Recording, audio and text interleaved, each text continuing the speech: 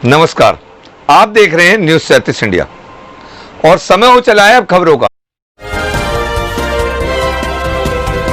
उत्तर प्रदेश के जनपद जौनपुर में आम आदमी पार्टी द्वारा चलाए जा रहे सदस्यता अभियान के दौरान में आज राज्यसभा सांसद डॉक्टर संजय सिंह ने पहुंचकर पार्टी का कुनबा बढ़ाने के कार्यक्रम में अपनी हिस्सेदारी निभाई है। और इस हिस्सेदारी के दौरान हम पत्रकारों से बात करने के लिए जनपद जौनपुर में मौजूद हैं और यहाँ मौजूद हैं हमारे संवाददाता विश्व प्रकाश श्रीवास्तव। तो आइए आपको लेकर चलते हैं जनपद जौनपुर। तो जो भी असुविधा हुई उसके लिए मैं क्षमा प्रार्थी हूँ। जगह थोड़ी छोटी है, भीड़ ज़्यादा हो गई और इसके लिए मैं व्यक्तिगत तौर पे आप सबसे क्षमा प्रार्थी हूँ। आज जौनपुर में बहुत सारे नए साथियों की ज्वाइनिंग का कार्यक्रम है, जिसमें कई ऐसे साथी जो पिछला चुनाव जिला पंचायत का लड़ चुके हैं, वो लोग आज आम आदमी पार्टी परिवार की सदस्यता लेंगे। बहुत सारे ऐसे लोग जो विभिन्न दलों से जुड़े हुए हैं, वो चाहे भाजपा के हों, सपा के हों, कांग्रेस के हों, बीएसपी के हों, ऐसे तमाम लोग भी आज पार्टी के साथ जुड़ेंगे। और इसके साथ साथ छात्र संगठनों से भी जुड़े हुए लोग आज आम आदमी पार्टी में शामिल हो रहे हैं। आज आप लोगों से भी प्रदेश के मुद्दों पर कुछ बातचीत करना है, खास तौर से अपराधीकरण का मुद्दा। जिस तरह से बेटियों की सुरक्षा उत्तर प्रदेश में खतरे में है, ये अपने आप में एक बहुत बड़ा सवालिया निशान है उन लोगों के लिए जो बेटी बचाओ का नारा देते हैं, जो अपने आप को चौकीदार कहते हैं।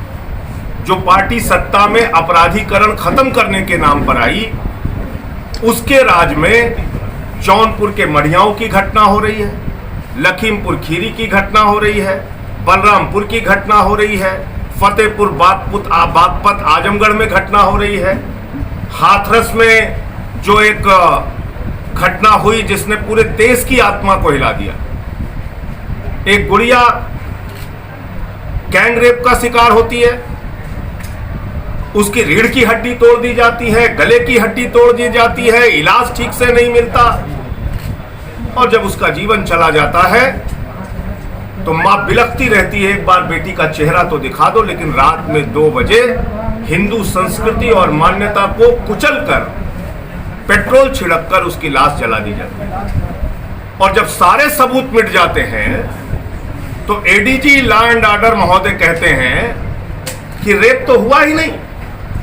इसका मतलब योगी जी की सरकार उन दरिंदों को बचाने के लिए काम कर रही है, उन अपराधियों को बचाने के लिए काम कर रही है। और इस सरकार से उस गुड़िया को न्याय, उस परिवार को न्याय मिलने की कोई उम्मीद नहीं है।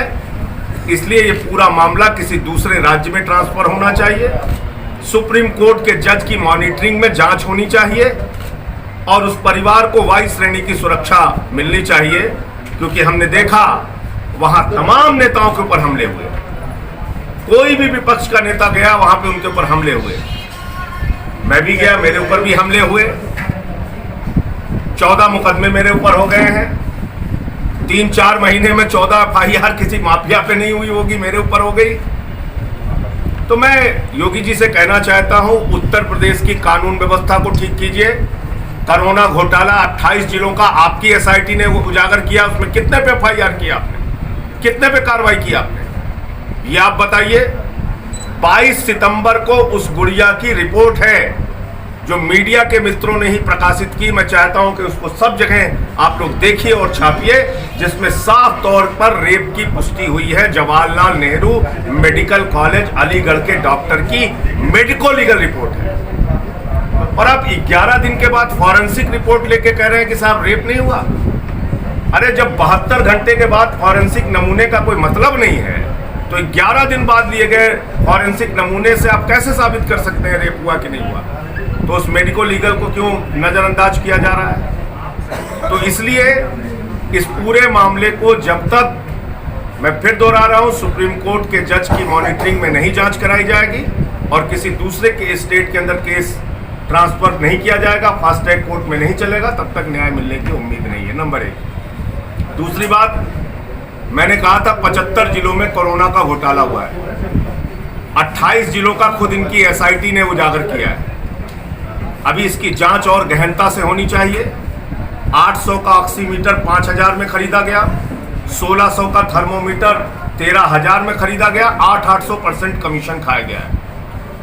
जब लोग कोरोना की महामारी से मर रहे हैं, ऐसे समय में सरकार के अंदर बैठे हुए बड़े बड़े अफसर दलाली खा रहे हैं, तो मैं तो समझता हूं कि इससे ज़्यादा शर्मनाक कुछ नहीं हो सकता। इसकी और जांच करा के जिन लोगों ने घोटाला किया उन पे FIR करिए, उनको जेल डालिए और उनसे रिकवरी कीजिए। पूरे उत्तर प्रदेश में आम आदमी पार्टी का संगठन लगातार बढ़ रहा है और आने वाले पंचायत चुनाव जो लगभग 5-6 महीने के बाद होंगे, तब तक कोरोना की स्थितियां भी सामान्य हो जाएंगी, ऐसी उम्मीद है। उस चुनाव में हम लोग मजबूती के साथ हिस्सा लेंगे, जो पंचायतों का चुनाव संभवतः फरवरी या मार्च में। मुझे इतनी बात कहनी थी। आप लोगों का कोई प्रश्न? यूपी में किसान बिल जो केंद्र सरकार का आया है, उन तीनों बिलों के अंदर एक शब्द भी MSP देंगे करके नहीं लिखा हुआ है। इसका मतलब प्रधानमंत्री जी देश के किसानों को गुमराह कर रहे हैं। वो कह रहे हैं हम MSP देंगे, लेकिन जब न्यायालय में कोई किसान जाएगा तो जज साहब पूछेंगे बिल में कहां लिखा है। वो ये नहीं कहेंगे कि मोदी जी ने क्या भाषण दिया था या तोमर जी ने क्या भाषण दिया था। इसलिए पहली बात तो ये कि बिल में नहीं है, ये काला कानून है, जिससे न्यूनतम समर्थन मूल्य देश के अंदर खत्म हो जाएगा, मंडियों का सिस्टम खत्म हो जाएगा। दूसरी बात, इस बिल में असीमित भंडारण की छूट दी गई है। अब जौनपुर का कोई सामान्य किसान तो असीमित भंडारण कर नहीं सकता। वो तो अपना गेहूं चावल अनाज जाता है मंडी में बेच के, उसको पैसा चाहिए। असीमित भंडारण करेंगे अडानी, अंबानी, टाटा, बिरला, बड़े बड़े पूंजीपति, यानी सस्ते दाम में आपसे अनाज खरीदेंगे, असीमित भंडारण करके उसको कोल्ड स्टोरेज के अंदर रखेंगे, और जब बाजार में उसी चीज की कमी हो जाएगी, आलू की, प्याज की, गेहूं की, चावल की, दाल की, मक्के की, तो महंगे दामों में आपको बेचेंगे। यानी कालाबाजारी, जमाखोरी और महंगाई को वैधानिक मान्यता, विधिक मान्यता, ये कानून जो किसानों के खिलाफ लाया गया ये देता है। तीनों चीजों को ये लीगलाइज कर रहा है, इसको वैध घोषित कर रहा है। इसलिए हम इसका विरोध करते हैं। निजीकरण के खिलाफ सेक्टर बेच देते हो आप, इंश्योरेंस सेक्टर बेच देते हो, और तो और आदरणीय नरेंद्र मोदी जी ने जिस BPCL को महारत्ना की उपाधि दी, महारत्ना छोटा मोटा नहीं, महारत्ना की उपाधि दी, उस BPCL को भी आप बेच रहे हैं, मुनाफे की कंपनी। इसका मतलब देश बेच के, घर का किवाड़ा ताप के, उसको जला के आप देश को तरक्की पे ले जाना चाहते हैं। ये अर्थव्यवस्था का सर्वनाश करने का काम है। देश की GDP 23% नीचे जा चुकी है, बेरोजगारी लगातार बढ़ रही है, one nation one tax, GST का आपका फॉर्मूला बेकार गया, राज्यों को आप शेयर नहीं दे पा रहे हैं उनका। आज देश की अर्थव्यवस्था अनर्थ व्यवस्था हो गई है। इसलिए भी सरकार को इसके बारे में एक श्वेत पत्र लेकर सामने आना चाहिए। आज देश के जो आर्थिक हालात हैं उसमें विद्युत विभाग का निजीकरण करना ये सरकारी कर्मचारियों के साथ भी एक बहुत बड़ा धोखा है और उपभोक्ताओं के साथ भी बहुत बड़ा धोखा है, क्योंकि निजी कंपनियों के हाथ में अगर विद्युत वितरण प्रणाली जाएगी तो निश्चित रूप से इसका घाटा उपभोक्ता को, आम आदमी को चुकाना पड़ेगा, उसके जेब पे डकैती डाली जाएगी। अभी तो इतनी महंगी उत्तर प्रदेश में पहले से बिजली है, जब अडानी अंबानी इस बिजली को ले लेंगे तो मनमाने ढंग से वो बिजली का रेट तय करेंगे, सरकार का कोई नियंत्रण नहीं होगा और वही बिजली का दाम हमको भुगतना पड़ेगा। इसलिए ये विद्युत कर्मचारियों की ही लड़ाई नहीं है, बल्कि विद्युत उपभोक्ताओं की भी लड़ाई है। इसलिए आम आदमी पार्टी निजीकरण के पूरी तरीके से खिलाफ है और ये विद्युत विभाग को बेचने की कार्रवाई बंद होनी चाहिए।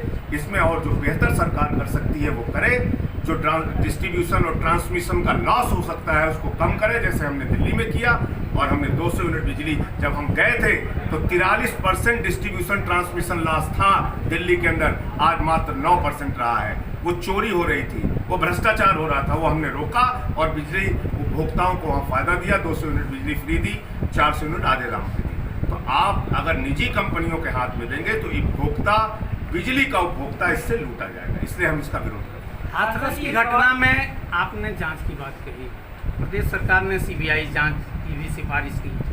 नार्को टेस्ट और सीबीआई जांच से परिवार और विपक्ष के लोग क्यों भाग रहे हैं? पहली बात तो नार्को टेस्ट का ऐलान करना ही अपने आप में अवैधानिक है, गैर कानूनी है, गैर जिम्मेदाराना है और ये दिखाता है कि आप दरिंदों को बचाने के लिए काम कर रहे हैं। क्यों? क्योंकि नार्को टेस्ट, आप सब बुद्धिजीवी पत्रकार हैं, ये कोई गवर्नमेंट ऑर्डर नहीं करती है। नार्को टेस्ट का order supreme court, high court या जिले की कोर्ट, जहां की कोर्ट को उचित लगता है वो करती है। पहली बात तो आप नार्को टेस्ट करने वाले होते कौन है? आपने कैसे कह दिया परिवार का नार्को टेस्ट होगा? दूसरी बात, सीबीआई की जांच हम उसके खिलाफ नहीं है, हम कह रहे हैं उसकी सुप्रीम कोर्ट के सिटिंग जज से मॉनिटरिंग होनी चाहिए। इसमें क्या आपत्ति सरकार को हो सकती है? वो आप कराइए। जब परिवार को आप सुरक्षा नहीं दे सक रहे हैं, ऐसे समय में भी वो लोग दहशत में हैं। मैं परिवार से मिलने गया था, वो लोग कह रहे हैं कि उनको खतरा है, तो आप उनको वायु श्रेणी की सुरक्षा दीजिए, उनके लिए सुरक्षा का इंतजाम और न्याय उनको मिल सके इसका इंतजाम कीजिए। इसमें जो मामले आ रहे हैं कि योगी जी कह रहे हैं कि हम जमीन छुड़वा रहे हैं भूमाफियाओं, लेकिन आपके कार्यकर्ताओं ने भी यहाँ पर एक प्रदर्शन किया था कि भाजपा का जिला अध्यक्ष अल्पसंख्यक की जमीन कब्जा कर रहा है, उस पर आप क्या कहेंगे? नहीं तो अगर अल्पसंख्यक की जमीन कोई कब्जा करेगा तो उसका हम विरोध करेंगे। अल्पसंख्यक की क्यों, आम आदमी की किसी की भी अगर जमीन कोई कब्जा करेगा तो हम उसका विरोध करेंगे। लेकिन किसान की भी जमीन कब्जा की जाती है। अभी गाजियाबाद में गया था, वहाँ किसानों की जबरन जमीन कब्जा करके उसका उनको मुआवजा नहीं दे रहे थे, हमने उसमें भी खिलाफत की। यूपी सरकार चलिए ठीक है। यूपी सरकार कह रही है कि हाथरस के बहाने सांप्रदायिक दंगा भड़काने की साजिश थी और कई ऐसी साइट्स हैं जिसमें इस्लामिक फंडिंग की बात समझ आई। पीएफआई इससे ज्यादा मजाक कुछ हो सकता है? वो वेबसाइट देखी आपने?